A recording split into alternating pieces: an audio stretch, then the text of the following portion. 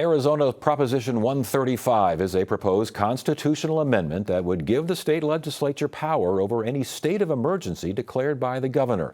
Prop 135 was referred to the ballot by the legislature. And here to debate the ballot measure, we welcome Will Humble, Executive Director of the Arizona Public Health Association, which opposes Prop 135, and Greg Blackie, Deputy Director of Policy at the Arizona Free Enterprise Club, which is in favor of the measure. Gentlemen, good to have you both here. Thank you so much. Greg, we'll start with you. It's on the ballot. It says it wants to do a number of things regarding putting limits on the governor during a state of emergency. Why is this a good thing for Arizona? Well, we think it's important that we have limits on the powers of the governor during states of emergency. Emergencies do exist and they require swift response, but emergencies by definition are temporary, and so the response should also be temporary, especially the powers delegated to the governor.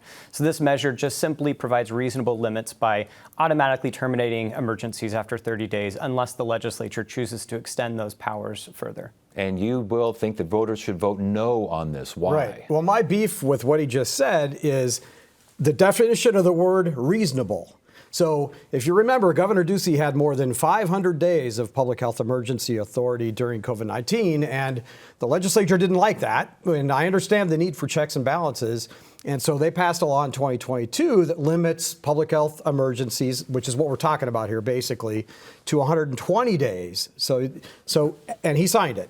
So we have limits now of 120 days. And to extend that, if we had another public health emergency, the governor would need to go to the legislature to get 30-day extensions. So to me, 120 days is reasonable. Well, I'd like to have it more, but 120 days is reasonable. But 30 days and potentially 1 day, and we can get into that if you want to, is unreasonable. Okay, shouldn't the argument, could it be that the expediency of an emergency, shouldn't it be known and taken care of in a 30-day? Is 30 days enough to figure this thing out? Well, no. Well, it depends on the emergency. So if you take, for example, somebody finds medical waste and makes a bomb and sets it off in Tucson, and there's radiological waste, maybe that's something that could be handled in a short period of time. But let's say you had a biological agent that was released, and it would you'd have a much longer period than 30 days that you'd need to implement some of these measures to help control. And by the way, a lot of these measures are deregulatory in nature. So for example, a public health emergency would provide for emergency credentialing of out-of-state workers who might need to come in and help, tort liability protection for those workers, clinic guidelines that might need to be temporarily waived. Okay, again, 30 days. Why 30 days? Yeah, I think that explanation was precisely why this measure is so good and reasonable, is that different emergencies require different responses. And so the idea is that within 30 days, the governor should have a general idea of what's going on and what the problem is. And that allows the legislature then to come in and evaluate the circumstances and then extend the emergency as long as necessary to respond, but also allows the legislature to come in and narrow the scope of those powers. So instead of broadly assuming all the powers that statute gives the governor right now, they could narrowly tailor it to the emergency. And let's say there's a bridge that collapsed. They could say, okay, you have this amount of time to respond to this bridge collapse. You can spend X dollars and you can continue to receive federal funds, but we're not going to continue to give you the broad swath of the police powers of the state indefinitely. The legislature could do that, provided they get a quorum, provided they can get everyone in there and on time. And it's in the middle of summer, you never know what's going to. Is that a wild card there that you're comfortable with? I don't think it's a wild card, and I think other states have done this. Pennsylvania voters passed a very similar measure in 2021. South Carolina, their state emergencies expire 15 days unless extended by their legislature. And at the national level, bipartisan support from 20 organizations from the left, Brennan Center, to the right, the Cato Institute and FreedomWorks, have supported an identical measure limiting federal declarations of emergencies, automatically terminating them at 30 days unless Congress acts. And I think it typically takes Congress a little bit longer to act than it does our state legislature. Well, I just think 120 days is a reasonable amount of time to have that kind of authority. I just disagree that 30 is enough. And there's also a measure in 135 that says if a third of the Senate and a third of the House at the legislature decide that they want to terminate the emergency right away, they can have a resolution if they have the majority and just end it after 1 or 2 days. So, and if we were back in the day, decades ago, when partisanship wasn't as bad as it is today, I think a measure like this, 135, what we're talking about, might be okay.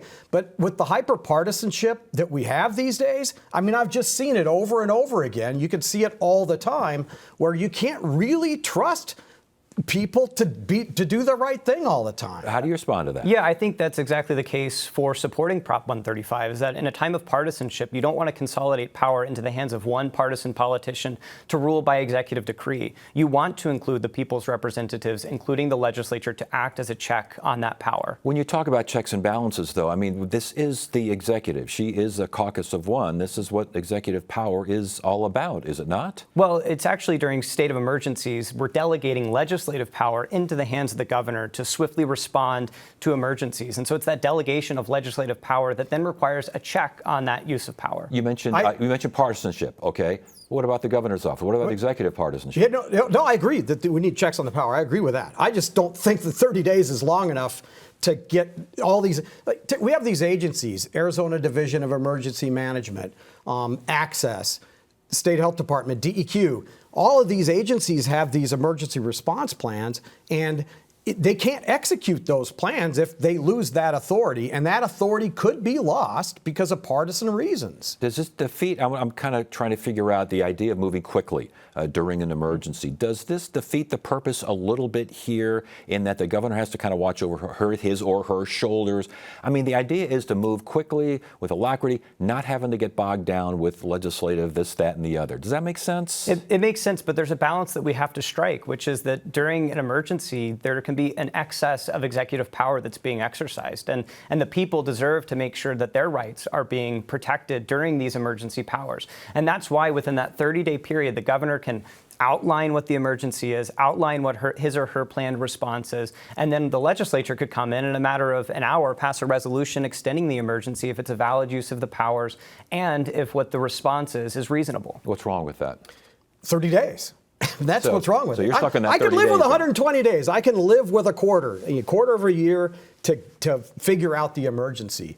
30 days, and not only is it 30 days, but you have to come back every 30 days to get that authority. You're shaking Ted, your can I head. respond that's incorrect? There was an earlier version of the measure that was passed that would only allow for extensions in 30-day increments. Prop 135, as it's on the ballot now, it can be extended indefinitely by the legislature. It's not 30-day increments. And I also want to say that this is, again, what big organizations like the Brennan Center for Justice, the ACLU, FreedomWorks, Cato Institute, they believe that 30 days is a proper amount of time to allow for response, as do other states that have their executive powers terminate. Very quickly, should there be any legislative oversight of a governor in the state in a state of emergency?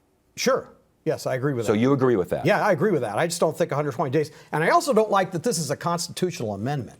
That's really, really hard to change a constitutional amendment. Let's wrap it up with that. If we figure this isn't the right thing, right, it's really hard to change. Why take that big leap on this? But this is the issue of what should be in the Constitution. This is a question about how our government operates and separation of powers, and that belongs in the Constitution, the framework of government. When can the governor take large sums of legislative power, and then what is the legislative check on that? It belongs in the Constitution because it fundamentally answers questions about how our government is to operate. Greg Blacke and Will Humble. Gentlemen, good debate, good conversation. Good to have you both here. Thank you. Thanks. Thank you.